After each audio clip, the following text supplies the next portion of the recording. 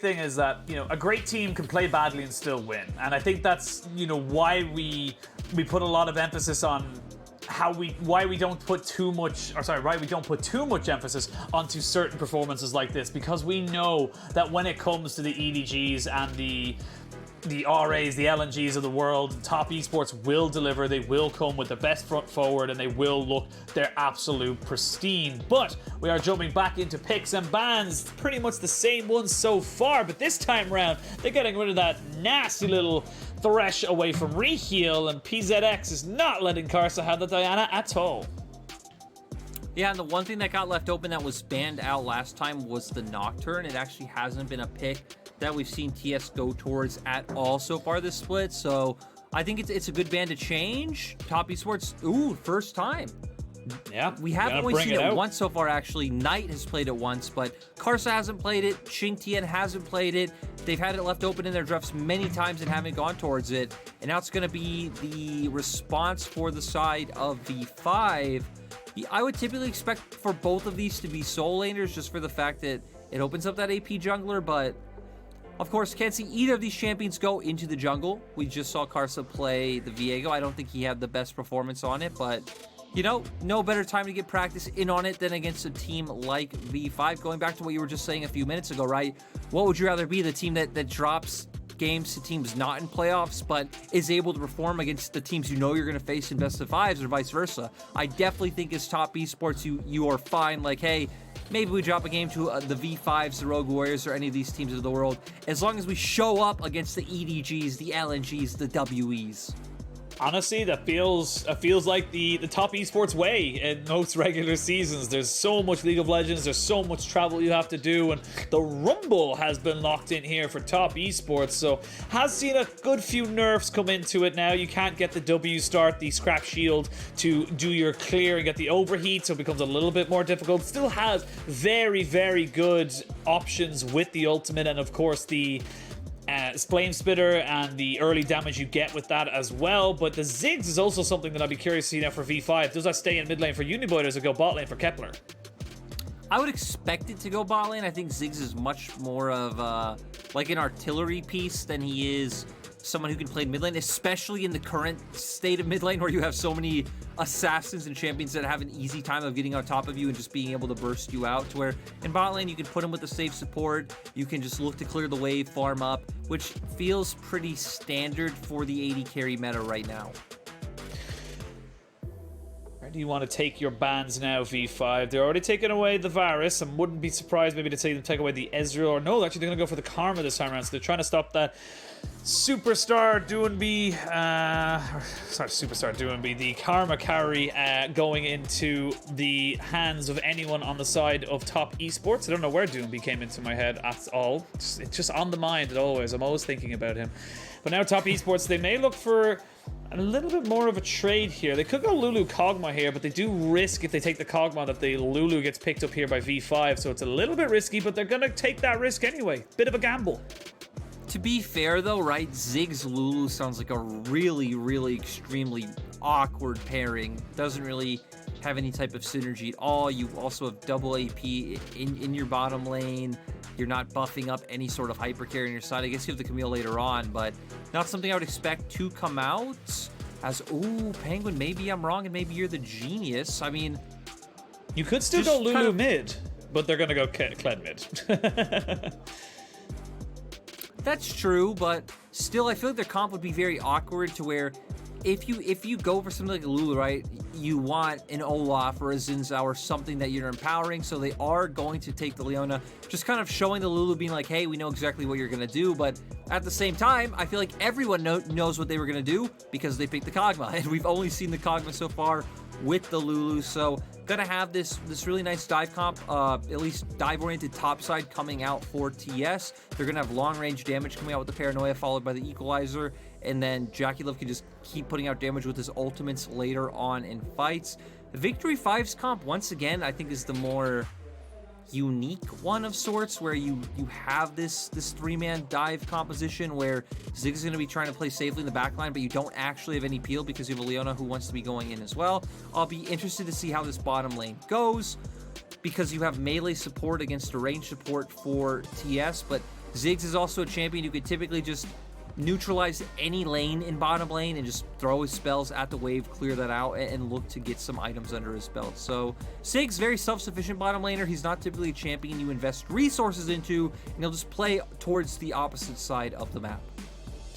For the Lulu Kog'Maw, I feel like this is, given Jackie Love's first game on the Kalista, the amount of times he was caught out, I feel like his positioning is going to be even more key coming into this particular matchup. And for Lulu Kog'Maw, it is such an incredible combination. And the reason why it works so well is that it actually has an incredibly strong early game. Yes, we obviously know that late game Kog'Maw absolutely shreds through pretty much everybody's health bar, but in the early game, when you add on the health picks on top of a Kog'Maw with his extended range on his W, you get so much damage down so quickly between levels 1 to 3 that it can actually just give you a winning lane at the end of it. So curious to see how that bot lane goes. It's going to be Knight onto the Viego. We didn't actually quite get to see exactly where that one was going, but it is going to be Knight on Viego into the mid lane, and Qing Tian onto the Nocturne in top. So looking to push that one in as we jump onto the Rift, and I'm curious to see now where exactly V5 put their pressure. The Diana has been seen as a, I wouldn't say a hard counter, definitely a soft counter into the Rumble. Before the Rumble nerfs came in, we saw Diana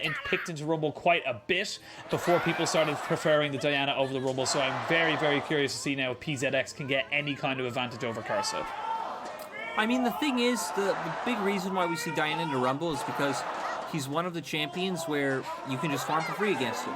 You know he's not going to invade you. He doesn't really bring any sort of early dueling potential, and you're safe to get to that level 6 mark to where, sure, I feel like Rumble Equalizer can be more impactful if you have the setup available. Diana's is a lot easier because you are your own setup, and at the same time, you have an easy way to dash past the Equalizer and find the solo kill opportunities onto the Rumble later on because you are much more of a duelist. So a pick that makes a lot of sense. Going back to the Kog'Maw point, we have seen LPL teams really fall off Kog'Maw, and from talking to some of the teams, the big reason is just the champions that are in the meta, the Akalis, the Silases of the world, have such an easy time of getting onto a Kog'Maw and then bursting him out before a Lulu's really able to enable him, that it just felt too hard for Kog'Maw to thrive in a meta like this. Especially, heck, even looking at a champion like Nocturne, right? Top Esports look, they're the ones with it, but you think about it, you play Nocturne Akali against a Kog'Maw, and that Kog'Maw's life is going to be absolute hell. So Top Esports not having too much to fear. The Hextech Ultimatum will be something that will come out later on, and then especially if PZX can be there for the Moonfall, and then Ziggs can be there for his ultimate. Maybe you could try and take Jackie Love out of the fight before any type of wild growth can really have a massive impact. We'll still need to be careful, as I said, of the Hextech Ultimatum, the Moonfall, as well as the charge from Uniboy and PZX, so needs to be a bit more respectful in that regards. PZX should have been spotted out on that ward, as it was just placed nicely on the corner. So they should know that he's moving up towards his top side, having started on his red. And for Karsa on this champion, no longer start with the W, can't get the overheat from it as much anymore, but still gives you a nice little shield to tank up these turrets. You still come out pretty damn healthy after all said and done. And you still have, you know, the same amount of damage you did before, right? Like you still drop the Equalizer, have an insane impact in team fights. I feel like one reason we saw the Rumble start to fall off as well was you just don't have that setup necessarily there. We saw things like the set Rumble early on, but wasn't able to pan out. You're also giving a lot of agency to enemy mid laners to bring in counter picks to those set. And then when you don't have Prio with the Rumble as well, it feels very awkward because then you can just get invaded on so frequently. And this time around, we're going to see if Karsa can pilot this one effectively, because your only real play is the paranoia Nocturne jumping in, followed by you dropping the Equalizer, and then hopefully that's able to burst someone like Kepler out of the fight right at the start. Wait to see exactly how they want to go for it. Karsa going to be able to try and get this double scuttle. He's got priority in mid, priority in bot. So should be pretty handy at getting that one. The ward actually spots out PZX, so maybe instead of going for the scuttle, he's going to go and try and contest at these Razor Beaks. As the flash in there, I know the flash was a smite went down, as Uniboy does get unmounted from Skarl. And they have to just kind of secede this pressure now. Good moves here from Carson. Again, this is something we see from him so often. He's so clever, he's so smart, and just knows where he needs to be and how strong he can be in these early games and to mid games, especially when it comes to junglers. Let's also, talk about you have 3 prio lanes. This is like the easiest time for a jungler ever, but top Esports are using it. They got down so much vision into V5's jungle already. You look, they have wards on both sides. And I'm not quite sure how many times we've seen a team lose when they have 3 prio lanes early on. It just feels like you have so many options available, right? They can look to contest second buff spawns. They can look for cross-map plays. They can look to, like, hover around mid with Knight, start making your way towards that side lane and look for those plays.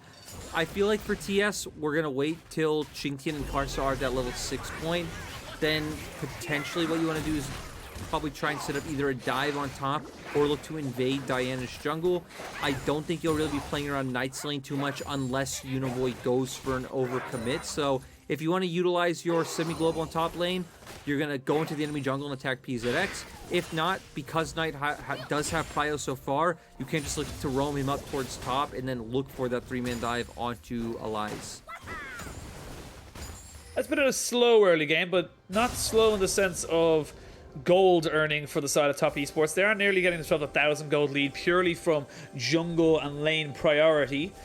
So definitely a good start for them, and I don't really expect to see V5 look for any crazy engages until they hit this level 6. Of course, the Hextech Ultimatum and Moonfall are 2 abilities that we have highlighted and brought forward to say, yes, these are 2 things that can create space and opportunities. Is Qingtian going to walk straight into the Moonfall and the Hextech Ultimatum, and now he's in a little bit of trouble. The flash forward, though, the 2 flashes away. The Flame Spitter is still burning down. Carson needs a little bit more range, but the charge is going to be there for him on top of absolutely everything, and that's going to be 2 quick kills for V5. Qingtian looking for something that just wasn't there.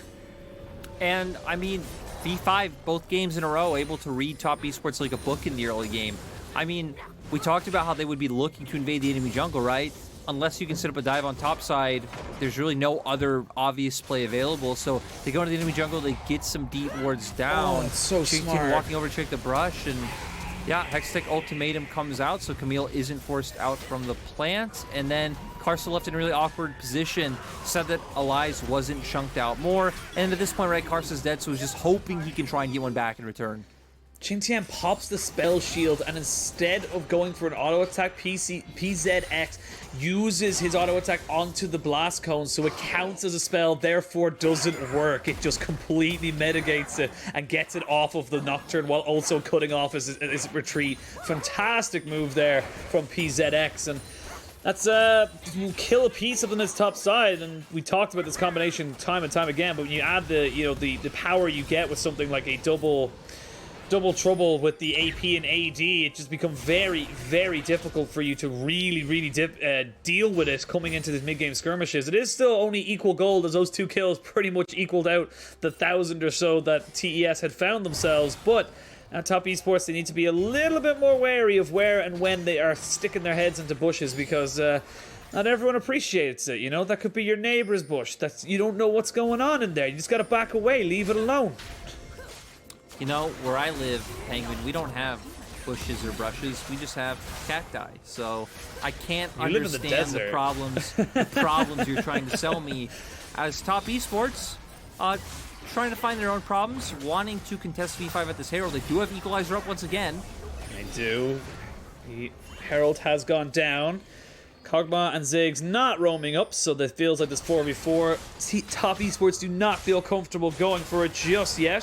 So they're just going to go back to their lanes and continue farming. And honestly, this bot lane is going to be PvE. Neither Kog'Maw nor the Ziggs really wants to be involved this early on. They don't really become champions till they get those first, second items and actually have decent either cooldown or, I should say, attack speed or attack range. So top esports happy enough to let the Kog'Maw feed in this bot side as they now commit the teleport to the top. So there's going to be 4 people here. It's actually the Ziggs who comes in on top of this. So Kepler joining in on top side as they try to just take down this turret. And they will be able to get it because the satchel charge is broken. That's the thing, right? They look for this play because they know they can push down multiple turrets because they do have that Ziggs with them. So definitely going to win out in the trade. And oh, the charge actually didn't go off. TES killed it at the last second.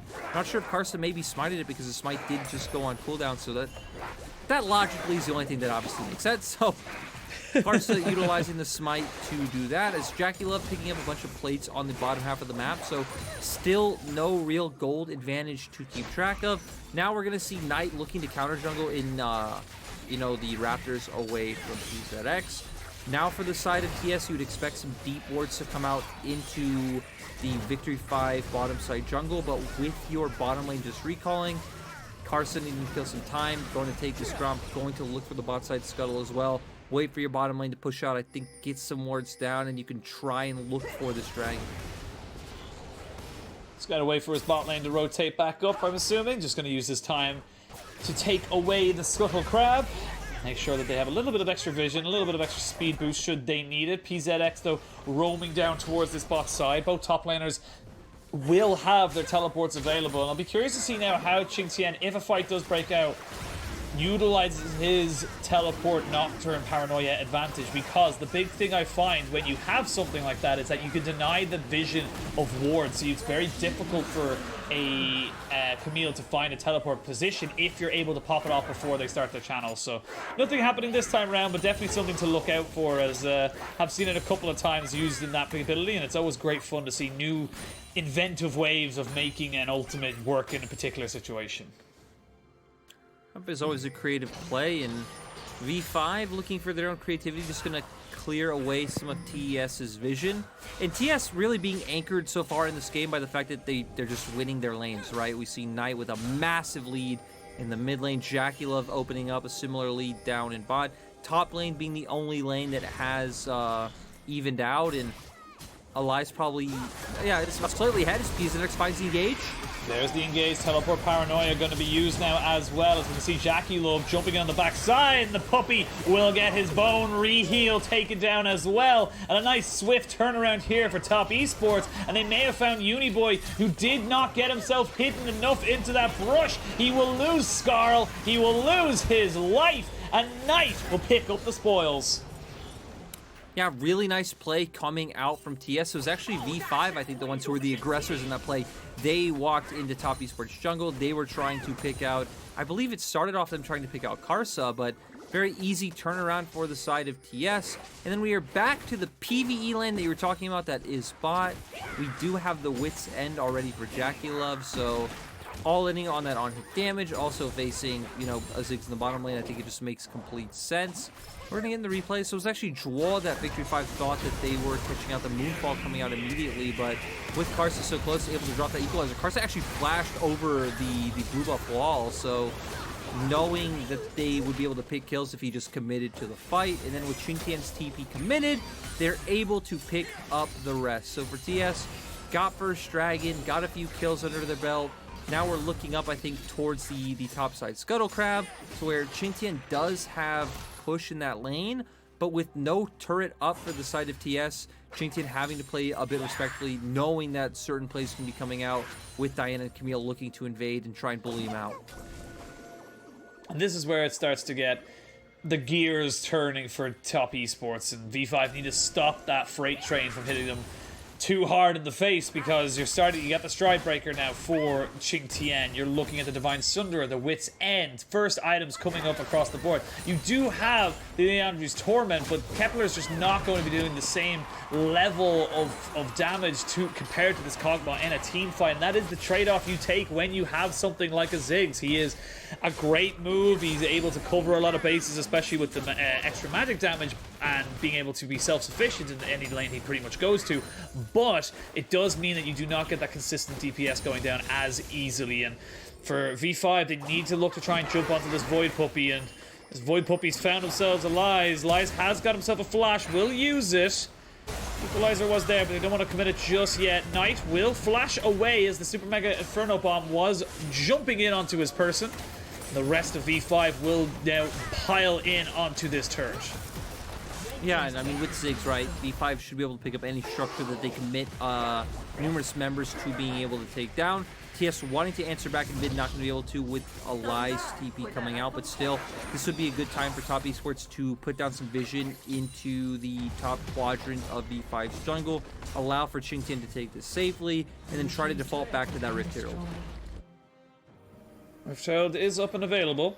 Karsa has just started it. There isn't a great amount of vision for either squad right now. As we have a look at a little picture-in-picture replay, they almost get on top of Knight, but we can mark this as the day they almost caught Captain Knight of the left hand. And speaking of an engage, we're going to see now they're going to try and catch out the Diana. And Qingtian almost certainly able to burn him down. Nicely done there. Good capitalization there from Qingtian, using the vision to his advantage. I just love how Rumble is a melee champion who does all of his damage a screen away, right?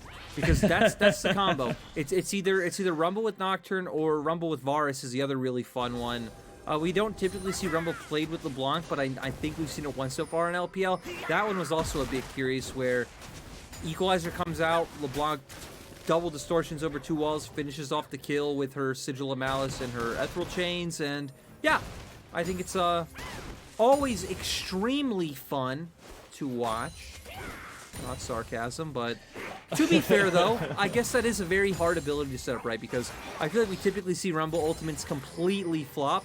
Not sure if it's still just junglers not really being used to playing a champion that has only been niche in the meta every now and then.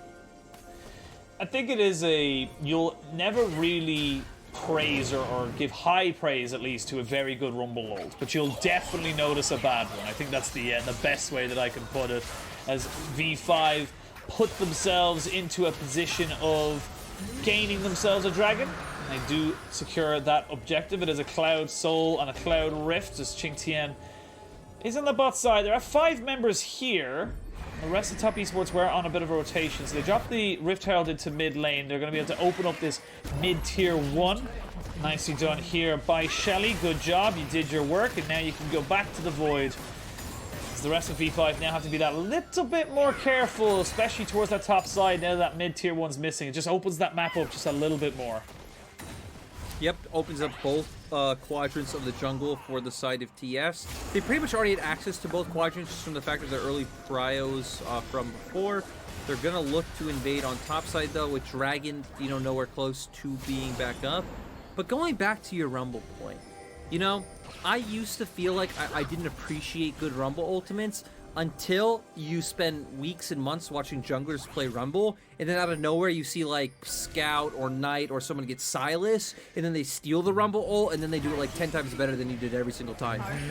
Oh, speaking of Knight, though, he's in a little bit of trouble. Oh, he get himself behind. Can he find the TP out? Yes, he can. Nicely done there by Knight. Super Agent Knight 007 here, and able to get that while they committed so many people to the top side, including that TP from Uniboy. They only lost their own TP, and they gain a turret on that bot side. So that's all 3 outer turrets now down for the side of V5, as Top Esports are starting to push in and claim their jungle for their own.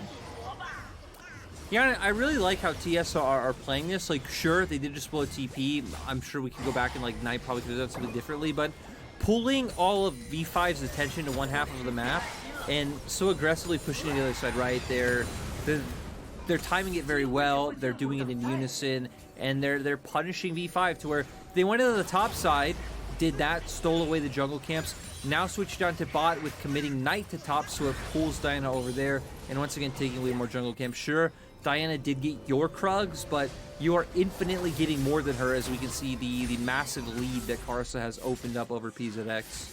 Just looking at all the leads as well. 20 CS in top side, 30 CS or just under it in jungle, 40 or 50 CS into that mid lane, and of course 10 CS in the bot side. So this is, as you said, just Top Esports using their mechanics, their laning prowess to just keep themselves in the ascendancy, making sure they are getting the advantages they need, while also just, even if V5 find an opportunity, they're still 3,000, 2,500 gold behind. It's just very difficult to find them get themselves back into it. So, a random question just came to my mind, Penguin. Feels like a good time to ask you. So, now we've been a few weeks removed from Udyr, obviously a few months removed from Hecarim. How do you... how you feeling since we lost the Hecarim Mudir meta? Do you miss it? I don't really miss it, for the main reason of Flash Bear Slap can only be said so many times. I think the super fast meta of these incredible Sonic the Hedgehog and Shadow the Hedgehog junglers running around and catching out people just became very stale very quickly for me. So I'm actually happy to see things of like Diana, Viego, hell, Trundle is coming into the meta, of Olaf, these more, I suppose, engaging junglers that have a little bit more skill expression, shall we say. What about you? What are you feeling about it? Oh, I mean, it's the best thing ever, right? I mean, you have full clears now, you have early game gankers, you have skirmishers, you have things like Viego and Gwen that have only been taken in jungle a few times just because they're strong. People like Lo Yen can still play Nidalee, Xiaopeng can play Rek'Sai, so nothing definitely feels a positive change overall. Like nothing feels like you have to play it. Like maybe Diana a little bit because it opens up so much, but like nothing feels like you have to play this style because it's so oppressive. And I think that's good for me, at least. Yeah, again, the meta right now is you can literally play anything that isn't mid lane mages, which is a total W in my book, as Ali's also going to look for the engage. Xingtian's probably dead. Yeah, V5 going to get a W themselves. Definitely dead as the Hextech ultimatum came down. He's going to use the hook shot, and Elias will pick himself up. The truth of a kill. Now, top Esports, they're not really in a position to trade back anywhere. They're just pushing out mid and top. They were just resetting as well to get the Runan's Hurricane onto Jackie Love's Kog'Maw. So again, not really in a position. And this is just going to be Xingtian not really respecting the fact that, you know, he didn't have vision control or really the 1v1. Even in a 1v1, I think he still loses. And it's one of those things where Dragon's going to come up soon. They're not in a position where they can do Baron. I don't think Jackie Love has enough items yet for them to realistically be able to force that. With the fact that Elias had TP, so Xingtian just kind of going through the motions. And I mean, it's hard to criticize now when your whole team has done this 2 games in a row. Yeah, it definitely feels like it's top Esports having a little bit more free movement than they probably should have. And so we wait to see what way they want to go for it. Dragon is alive, and it's only the second one for either of these teams, so I don't think anyone's really going to be too bothered about setting up a massive re-engage onto that particular objective. But as we were on the topic of, we were probably going to have a little bit more time to ourselves unless a fight really does break out. What was your favorite meta in competitive? What was your, like, you're like, oh man, I love this? 2017 spring. It was the Ashe Jhin Varus with the Zyra Malzahar Misfortune, but Penguin, we have a fight!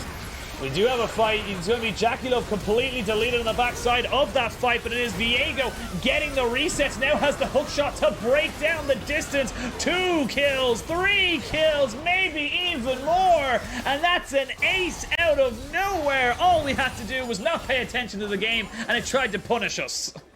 Yup. Hey, that's a win though, right? So all we know now going forward, if we want things to happen, we just need to not talk about the game, and that will come true. TES, of course, off that play, going to be able to turn onto this Baron. I think Elias was the one who started it off, found the hookshot wall shot into an immediate Hextech ultimatum, punishing Jackie Love. But like you said, Knight able to find his way into the fight. Karsa as well, putting out all the AoE, and we are going to get an instant replay of it. There it is. Hookshot, wall shot, just straight into Hextech ultimatum. You have Ziggs right there to show the damage. Uniboy able to follow up into the thick of things. Knight already finding his way into the fight. Xingtian as well doing a decent amount of damage. And then, yeah, Karsa, I'd already laid out the equalizer, but Flame Spitter doing... They just have so much AoE between them. All the abilities from V5 already on cooldown. And then V5 already in a very, I'd say, awkward position from the fact that they committed to killing Jackie Love, right? So there's no way for them to escape any potential fight at that point in time. I think that's the big thing that you just hit on as well, is that you committed almost everything, bar the Moonfall was the only thing you didn't put in. You put in the Solar Flare, the Mega Inferno Bomb, the Hextech Ultimatum, the Charge from Kled. And yes, you killed the Void Puppy, but he's not the biggest threat at the moment. Yes, he will be at the very end of this game, but right now he is just another cog in the wheel that is Top Esports as they get themselves the Baron. They now out of nowhere have an 8,000 gold lead or 7,500 gold lead. They're taking down tier 2s around the map, and they're just making the most out of this Baron buff as they possibly can before they look to try and go for that final blow. So when you say Jackie Love is just a cog, what you're saying is he's just a casual. He's a pleb. He's not important.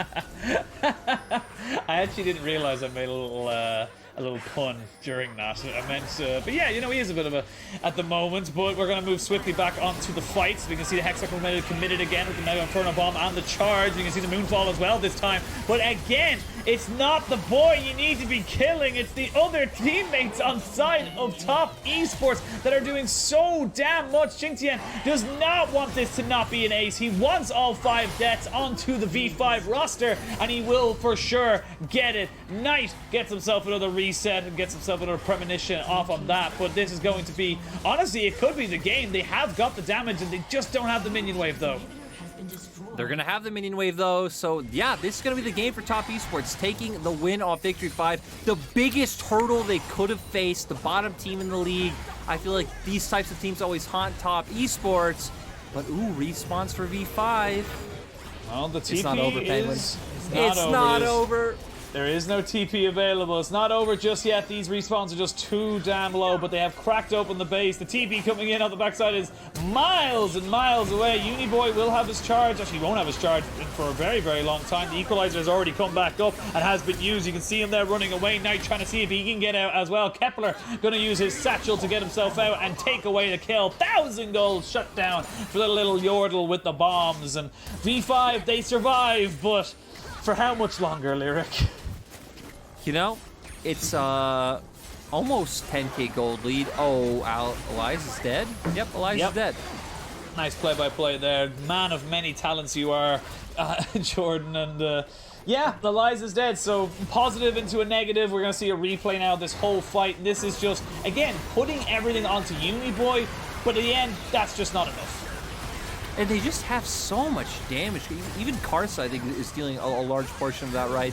And the fact that they're all stacked as well, every time the Kog'Maw ultimate comes out, you're laying it onto numerous members. Already has the Rune on Hurricane as well, so I'm sure Jackie Love's numbers in that fight are also probably extremely high. And then TS able to take it. We're able to take one turret down in the base, and now they're going to start making their way towards bottom side as I'm going to actually take over your job now, and I'm going to play-by-play this as Jackie Love's running towards the bush. There's minions there. He's going to walk to a ward, and everyone's gone, and nothing happens! Break that down for me, Penguin. I mean, honestly, you can see it just from the way V5 were setting up. They had the ward there. They knew exactly what was going on. And I'm going to stop right now. And the tempo, yeah, the macro. Right? But there's that ward. There's that ward I mentioned. And they're going to use it to TP back into maybe a fight. Uniboy is here. He's kind of alone. You have the Shurimia's Revelry, as we can see the charge. And oh my god, he's being burnt down so quickly. There's now Kog'Maw will burn him down. He's got himself 3 items. The Blade of the Ruined King, which is in the hand of Knight. Yep, the thumbs up. And this could be the dragon fight or even the Baron fight that could happen. If you can see the flash forward. Jackie Love goes in way too aggressive, ends up giving his life, but he really does not care. They are so far ahead. They have too much damage. It's going to be the ace gotten by Jackie Love, and that is all she wrote with this particular series. It took a while. It definitely was an up and down series for Top Esports, but a 2-0 is a 2-0, and they will continue to climb back up the ladder that is the LPL. Jackie Love decided it was dinner time, and, you know, he might go down, but he is ending this game at this second. So, you know, thank you, Top Esports. They don't look too anything. They don't look too happy. They don't look too sad. The day, looks like it's time. Day in the life. Yeah, it's